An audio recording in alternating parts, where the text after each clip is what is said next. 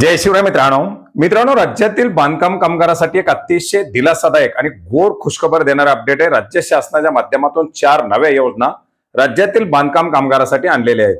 मित्रांनो यापूर्वी सुद्धा आपण अपडेट घेतलं होतं की शिल्लक राहिलेल्या बांधकाम कामगारांना भांडी देणं असेल किंवा बांधकाम कामगार महामंडळाकडे असलेला हजारो कोटी रुपयाचा निधी हा बांधकाम कामगारांसाठी वापरण्यासाठी नवीन योजना असेल, याच्या संदर्भातील काही महत्त्वाच्या अशा घोषणा या सध्या सुरू असलेल्या पावसाळी अधिवेशनामध्ये करण्यात आलेल्या होत्या।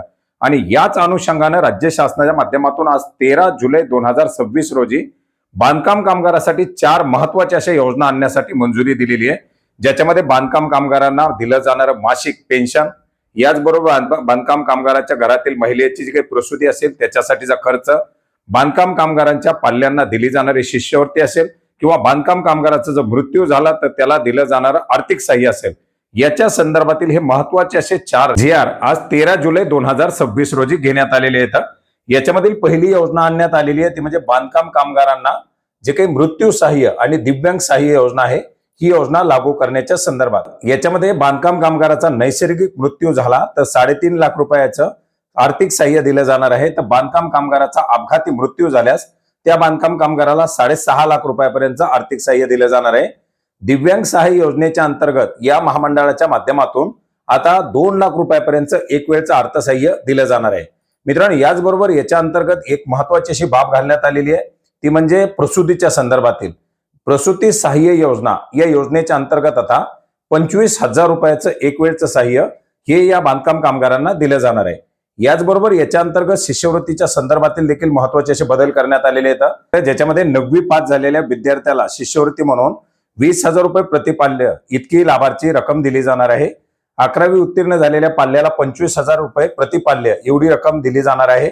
तर वैद्यकीय पदवी सहाय्य योजनेच्या अंतर्गत 1 लाख रुपये प्रतिपाल्य, याचप्रमाणे अभियांत्रिकी पदवी सहाय्य या योजनेअंतर्गत 60,000 रुपये प्रतिपाल्य अशा प्रकारे हे अनुदान दिले जाणार आहे, शिष्यवृत्ती दिली जाणार आहे।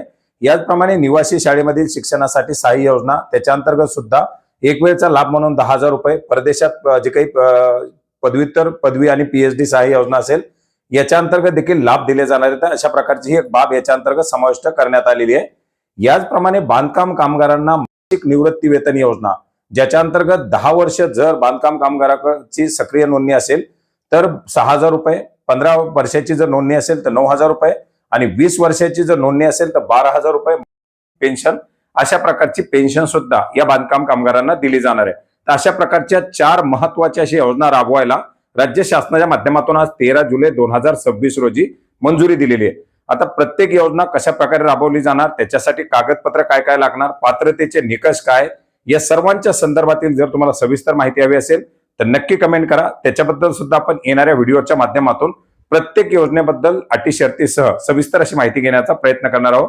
मित्रांनो हे सर्व जी.आर. आपल्याला या व्हिडिओच्या डिस्क्रिप्शन बॉक्समध्ये मिळतील किंवा आपण gr.maharashtra.gov.in या संकेतस्थळावरती सुद्धा हे जी.आर. पाहू शकता। धन्यवाद।